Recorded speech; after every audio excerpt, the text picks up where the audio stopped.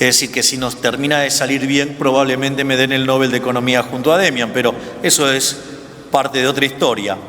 Tenemos pendientes todavía 3.200 reformas estructurales más. Estamos pensando en convertirnos en el país más libre del mundo y por lo tanto estamos apuntando que en el largo plazo seamos el país más rico del mundo y sobre todo que la convergencia se acelere por el uso de la inteligencia artificial. Buenos días, bienvenido a Praga y por favor suba al escenario.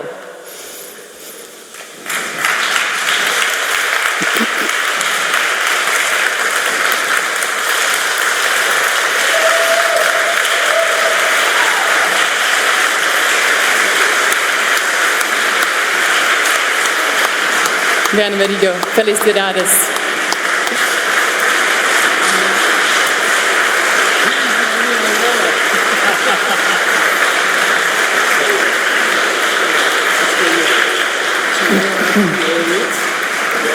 Included Milton Friedman,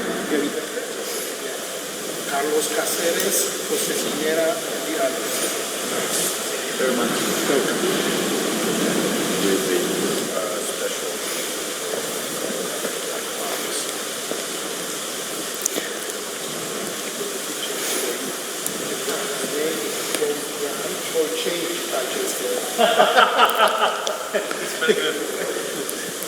Okay, thank you, gentlemen. Now it's time for the speech of the President of Argentina, Javier Milei, for his annual lecture. And the name of his speech is How to Tackle Inefficient Government. The stage is yours, Mr. President. Hola a todos.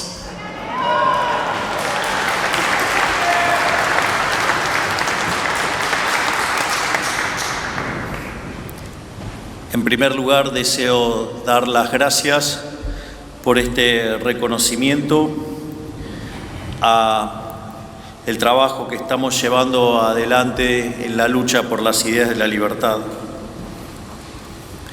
Y acá voy a contar una pequeña anécdota y lo que tiene que ver con mi relación con el liberalismo. Si ustedes van a ver un partido de fútbol de Argentina, en Argentina, van a ver las tribunas colmadas de público, gente muy alegre, con muchos colores, muy colorido, muy pintoresco. Es más, con cánticos, un espectáculo verdaderamente en sí mismo. Pero por más linda que sea la tribuna y cómo luce y todo lo que alienta, ustedes ponen el balón en el centro de la cancha y si no entra Messi a patear la pelota no se mueve. ¿Por qué digo esto? Porque la batalla cultural, la discusión de las ideas es muy importante. Lo que uno hace en el ámbito académico es muy importante, pero sin una acción política no se llega a ningún lado. Porque si lo volvemos a la metáfora futbolística, ellos sí patean, ellos sí van contra el arco, ellos siguen anotando goles y no les importa.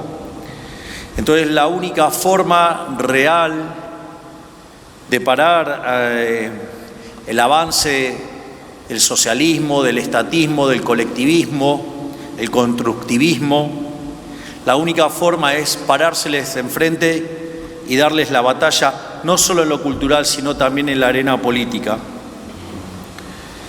En ese sentido,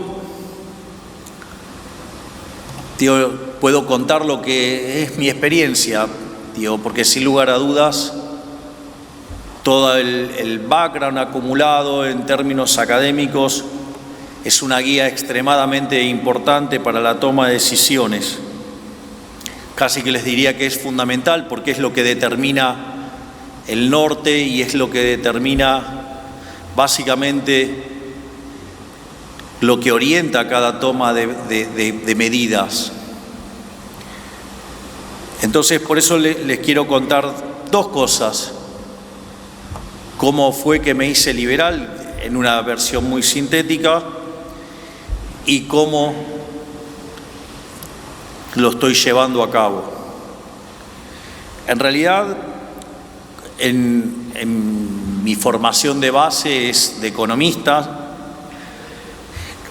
En mi caso, como en la gran mayoría de los economistas, y eso surge a lo largo y a lo ancho de todo el país, no hay durante la carrera ninguna mención a economistas liberales.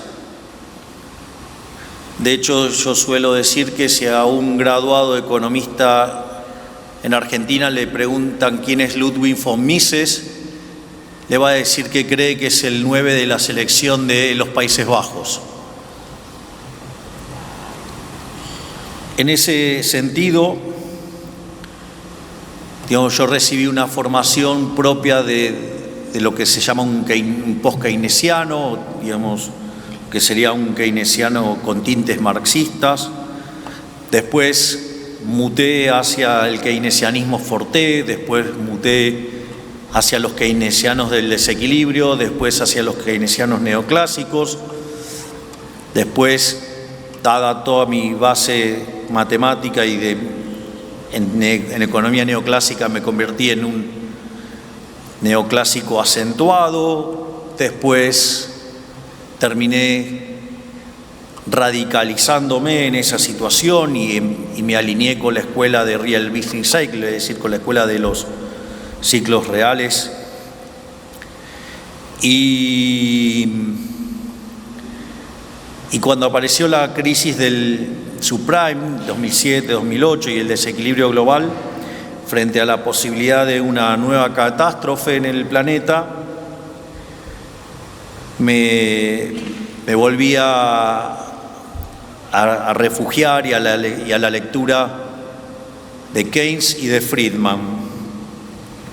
Por lo tanto, frente a esa frustración que tenía con el análisis económico, decidí dedicarme a los temas de crecimiento económico, porque dije, bueno, me voy a ocupar de cosas de largo plazo y vaya a saber uno, digamos, dentro de 50 años si acerté o no.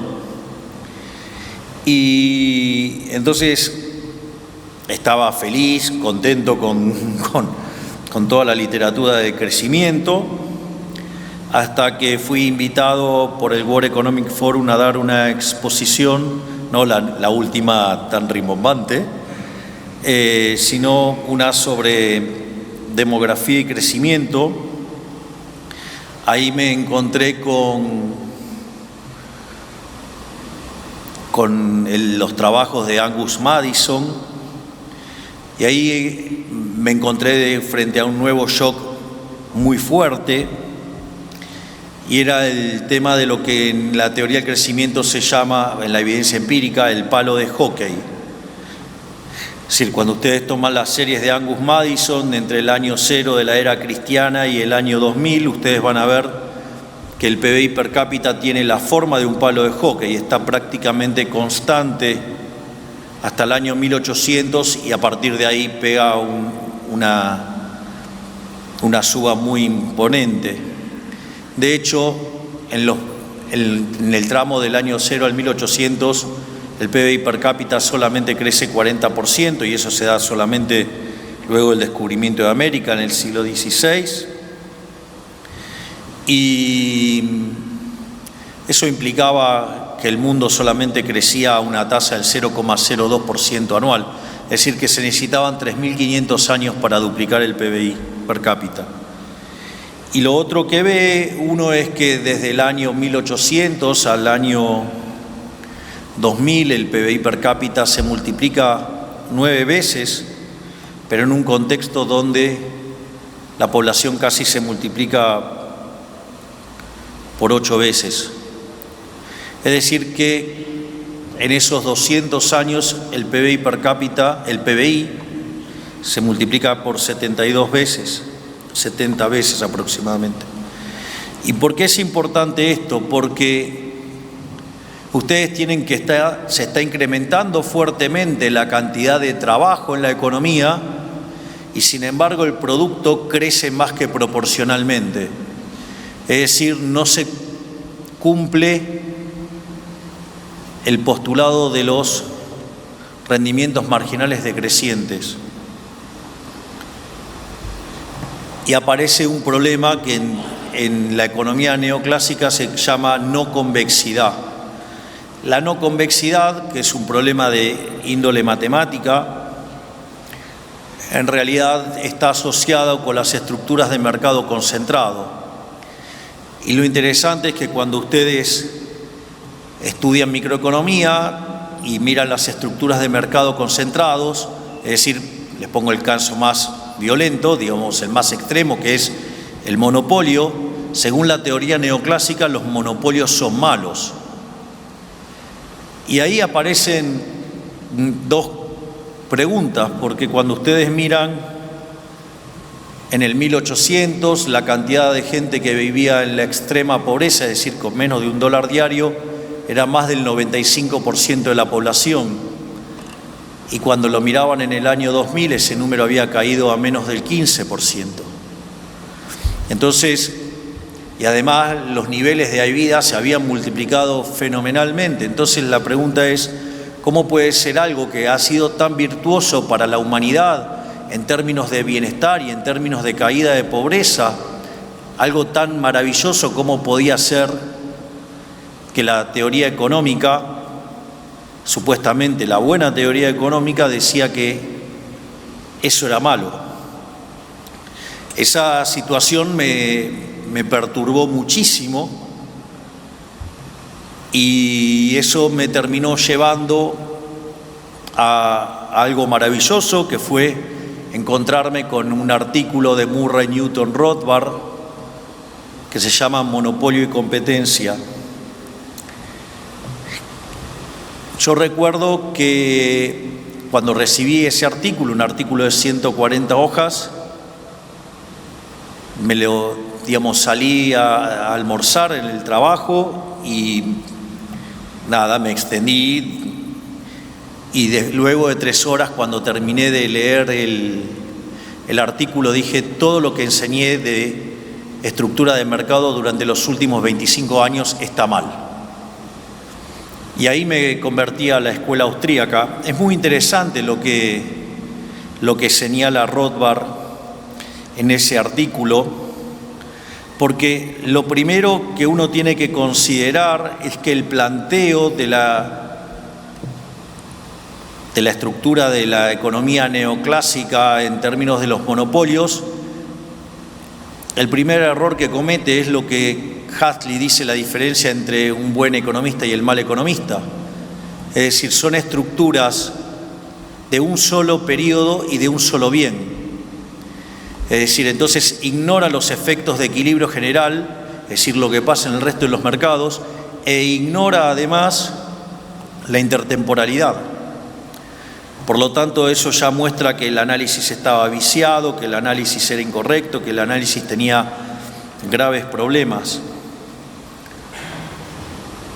No solo eso, sino que además ignoraba la posibilidad de sustitución. O sea, yo puedo, por decirlo de alguna manera, yo puedo tener el monopolio de producir Ferrari, digamos, soy Fiat, y entonces tengo el monopolio de producir Ferrari, pero no quiere decir que no tenga competencia contra un McLaren o contra, digamos, no sé, una Maserati o un Lamborghini. Por lo tanto, eso ya mostraba que había algunos problemas. Y por otra parte, tampoco era cierto que el monopolio tenía que ser malo, ¿no? Porque de hecho la definición original de monopolio, que corresponde a Lord Coke y es de donde la tomó Adam Smith, definía como monopolio aquel lugar donde el monarca o el príncipe o el señor feudal o quien fuera el representante del Estado determinaba que en el lugar donde él mandaba solamente una empresa podía vender un determinado producto. Es decir, pero claro, digo, y si eso era violentado, le caía con toda la fuerza de la ley y eso podía implicar desde mandarlo a la cárcel o enviarlo al más allá. En ese contexto lo que resultó claro es que entonces el monopolio es malo cuando es un monopolio impuesto por el Estado, no cuando hay un solo oferente. Cuando hay un solo oferente, de hecho lo dice el propio Mises, enójense con el resto de los empresarios que no están ofreciendo el producto, no con el único que está ofreciéndolo. Y esto siempre lo suelo ejemplificar con un caso donde supongamos que tengo una situación donde tengo 10 empresas que están ofreciendo teléfonos celulares. Y ahora aparece una empresa que genera un nuevo celular que es de mejor calidad a un mejor precio. Naturalmente, las 9 empresas restantes van a quebrar. Y eso no tiene nada de malo, es propio de la dinámica del capitalismo. Es decir, las quiebras son parte del capitalismo, son parte del proceso. Aparece alguien que es más eficiente y va a la quiebra. Y en ese sentido, digamos, se produce una enorme ganancia de bienestar, porque ahora ustedes tienen un mejor teléfono que es de mejor calidad, además pagaron menos dinero por eso y ese dinero que se ahorraron, ahora lo pueden usar en otras cosas. Por lo tanto, además tienen una ganancia de bienestar, porque ahora además consumen más de otros bienes. Pero por otra parte también se cuestiona que el monopolista gana plata. ¿Y cuál es el problema que gane plata? Si en el fondo es un benefactor social, está, digamos, ganando plata porque le está arreglando un problema a la gente. Y en ese sentido, digo, ¿qué puede hacer con todo ese dinero que está ganando?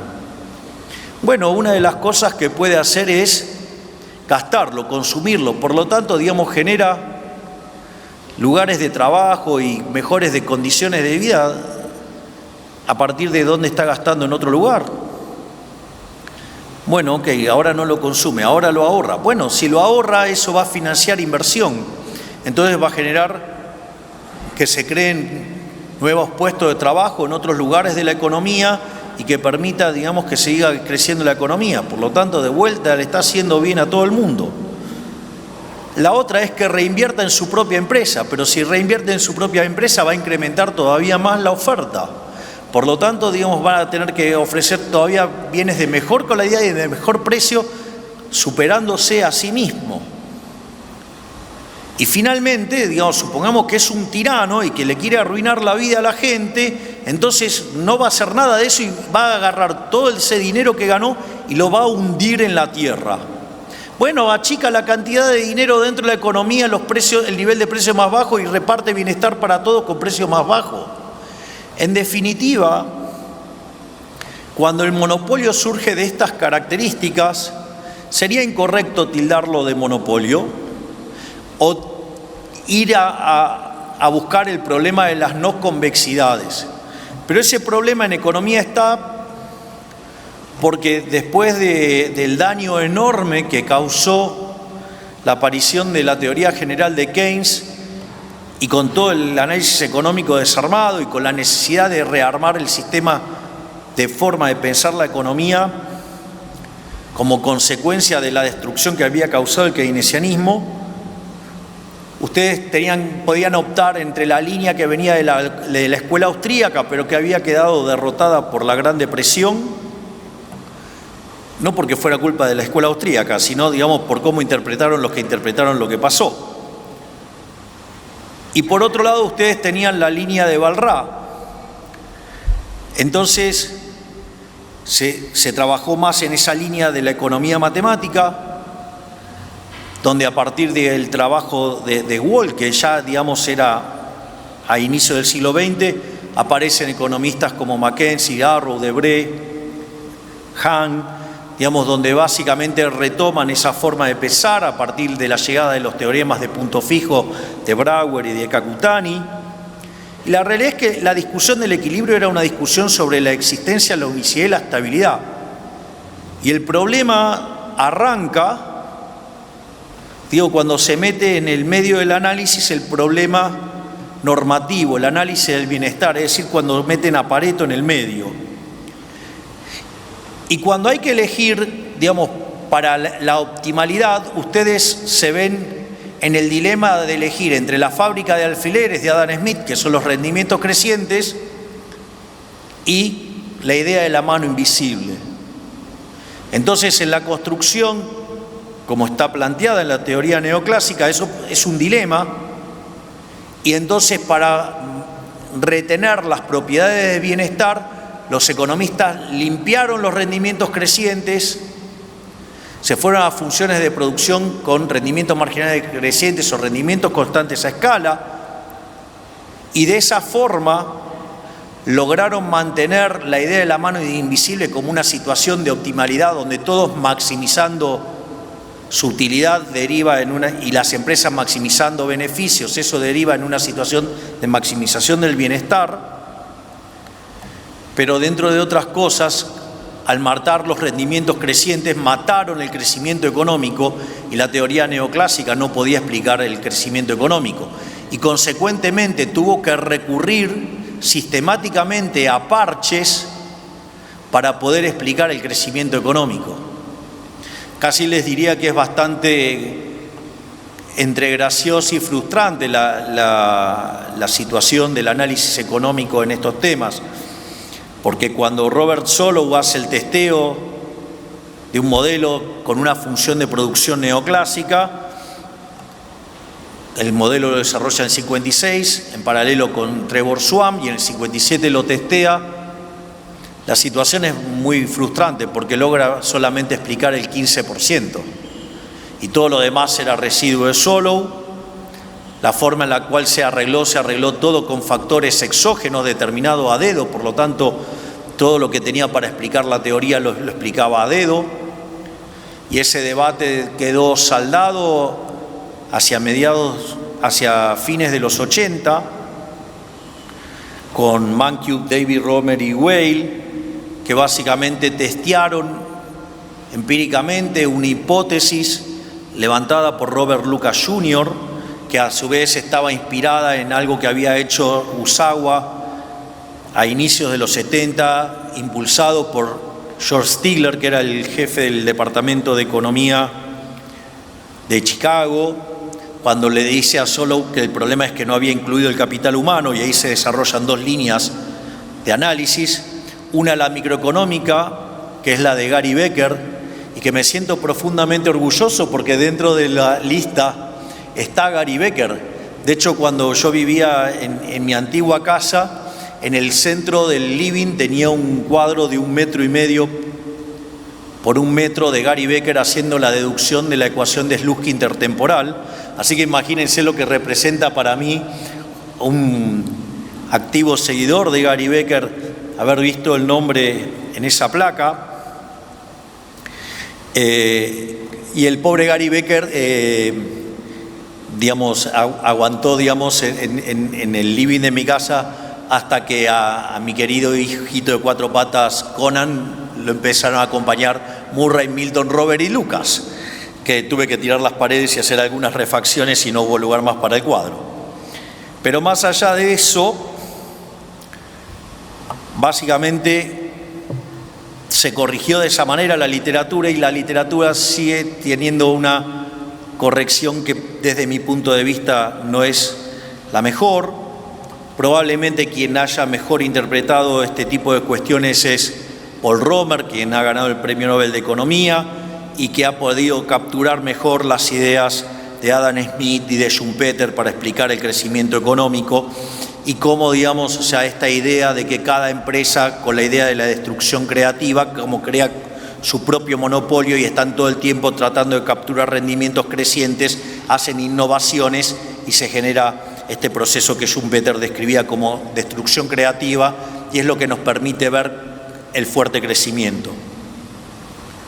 Y este tipo de cuestiones obviamente que son importantes, casi que le diría medulares, a punto tal que con mi jefe de asesores, el doctor Demian Reidel, estamos reescribiendo gran parte de la teoría económica para poder derivar optimalidad de Pareto, tanto estática como intertemporal, teniendo funciones de producción no convexas.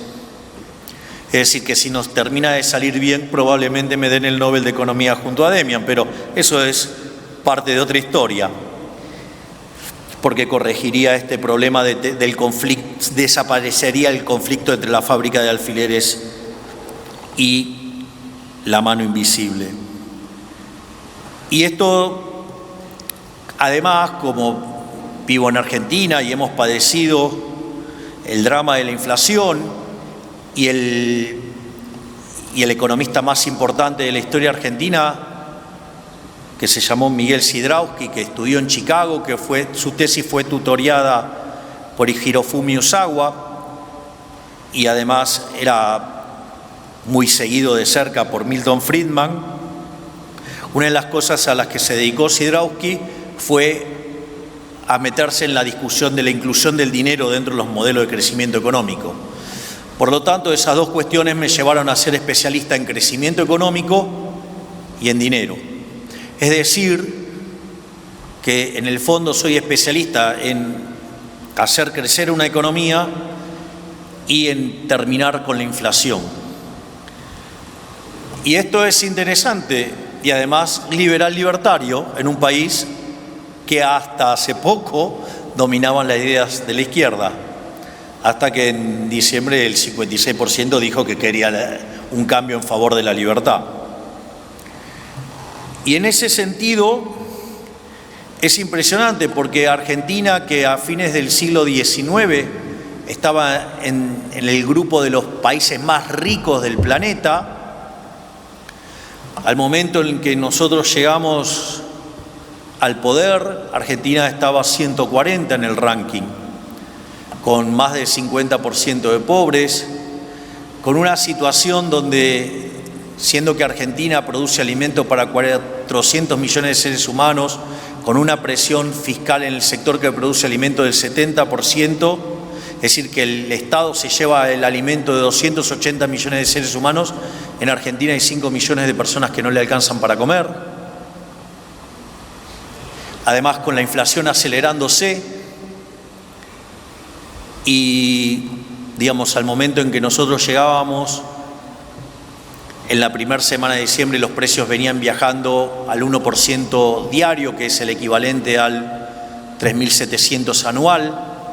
En la segunda semana se había acelerado y empezó a viajar al 7.500 anual. Cuando nosotros ya estábamos en el poder, la inflación mayorista del mes fue del 54%, que anualizada da 17.000% anual, y en ese contexto nos tocó llegar al poder, lo cual, digamos, no hay que llorar ni quejarse ni nada, porque en condiciones normales de presión y temperatura la gente no va a elegir un presidente liberal libertario. Lo interesante es que entonces resulta muy claro que Argentina tiene en lo económico dos problemas muy claros, es decir, el problema que no crece. De hecho, en los últimos 10 años el PBI per cápita cayó 15% y la inflación estaba absolutamente desbordada. Entonces, era claro que necesitaba un especialista en crecimiento y en dinero. Bueno, la gente no se equivocó, el 56% eligió el especialista en crecimiento y dinero, que es mi caso. Y en ese sentido, esa conversión que yo hice al liberalismo cuando leía a Rothbard y leía a Mises y leía a Hayek, a Walter Block, a Alberto Venegas Linchijo, a Hans Gemma Hoppe, a Jesús Huerta de Soto, a Miguel Ancho Bastos y otros tantos gigantes de las ideas de la libertad, se volvió un elemento determinante al momento de hacer política también, porque no solo la Escuela Austríaca de Economía tiene la parte vinculada al análisis económico, sino que además incluye, al hacer todo un planteo sobre la libertad y un planteo sobre la ética y la moral de la libertad. Por eso para nosotros es muy útil siempre cuando enfrentamos a un problema es que siempre partimos de la definición de liberalismo. Entonces, yo suelo usar la definición de Alberto Venegas Linchijo, que dice que el liberalismo es el respeto irrestricto del proyecto de vida del prójimo, basado en el principio de no agresión y en defensa del derecho a la vida, a la libertad y a la propiedad, cuyas instituciones son la propiedad privada, los mercados libres de intervención estatal, la libre competencia, entendida en el sentido de Adam Smith o en el sentido de William Baumol, con la idea de los mercados disputables, ¿sí? La división del trabajo y la cooperación social, y donde solamente se puede ser exitoso sirviendo al prójimo con bienes de mejor calidad a un mejor precio. En ese contexto es una guía muy fuerte para el diseño de la política. Si ustedes buscan mis discursos en la Cámara de Diputados, una de las cosas que van a ver es que siempre me manifesté en contra del déficit fiscal. Y la principal crítica al déficit fiscal es que, sobre todas las cosas, es inmoral. Si el déficit fiscal es inmoral, porque si ustedes tienen déficit fiscal, ustedes tienen que financiarlo. Y una forma brutal y de las peores y más inmorales es utilizar la deuda, el endeudamiento. ¿Por qué? Porque la deuda son impuestos futuros. Quiere decir entonces que la fiesta de hoy, de las generaciones presentes, ustedes le están pasando el costo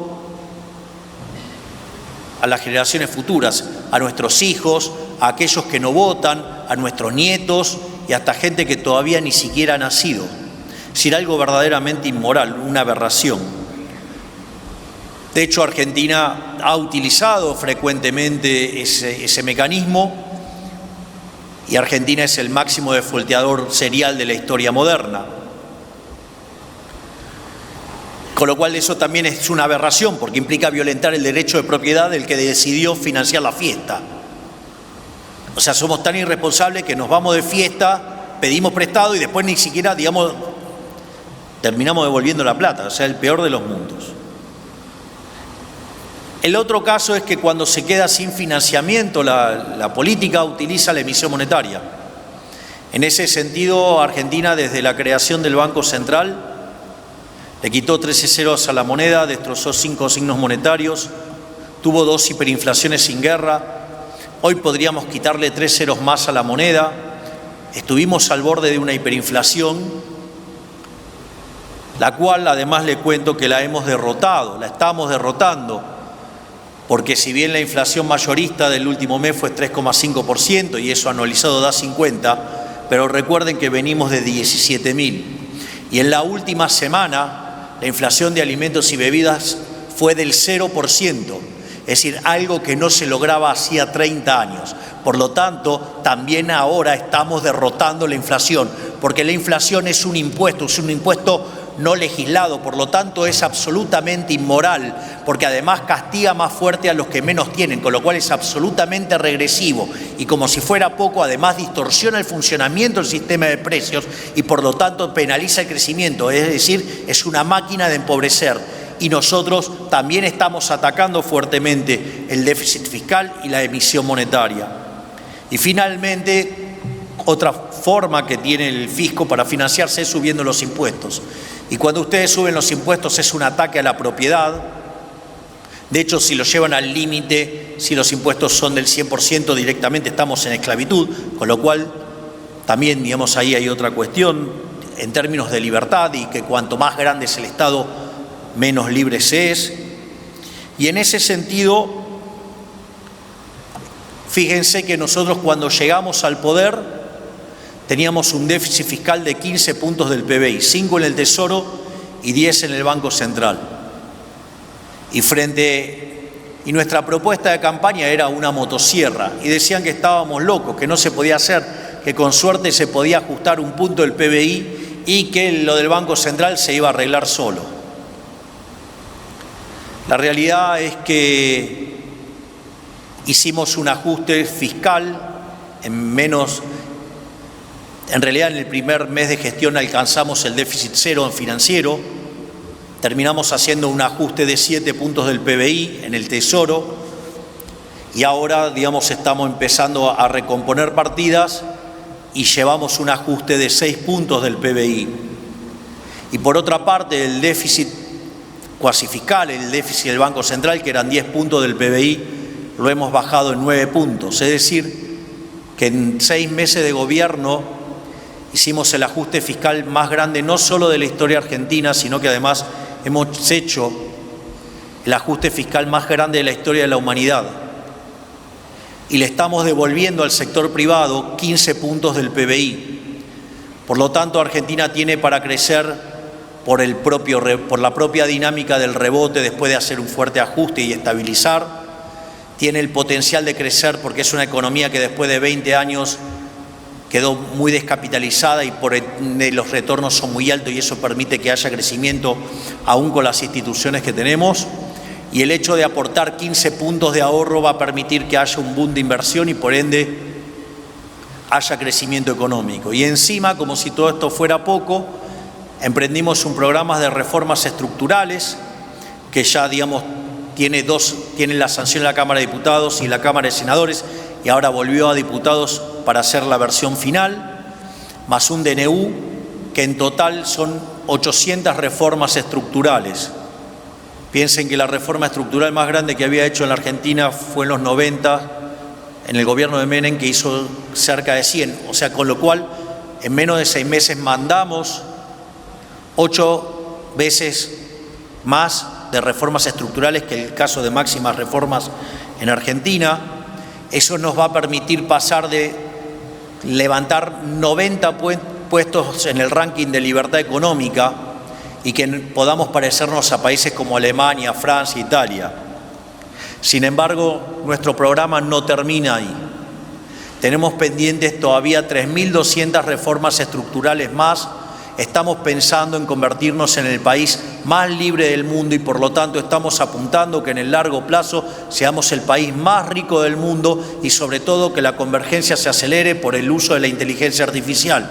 Por lo tanto, de la mano de las ideas de la libertad y del progreso tecnológico, pero sobre todas las cosas, de las ideas de la libertad, ¿sí?, de los mercados libres, ¿sí?, del respeto de la propiedad privada, del respeto de la vida, digamos, con estos valores morales, Argentina va a salir de su oscuro presente para convertirse en el caso más brillante de la historia de la humanidad para volver a ser ricos. Y todo eso gracias de la mano de las ideas de la libertad, de la mano de Rothbard, de la mano de Mises, de la mano de Hayek y todos aquellos pensadores que además no solo pelearon en la academia por las ideas de la libertad, sino que muchos de ellos hasta, digamos, lo han hecho en el frente de batalla. Muchísimas gracias y ¡viva la libertad, carajo!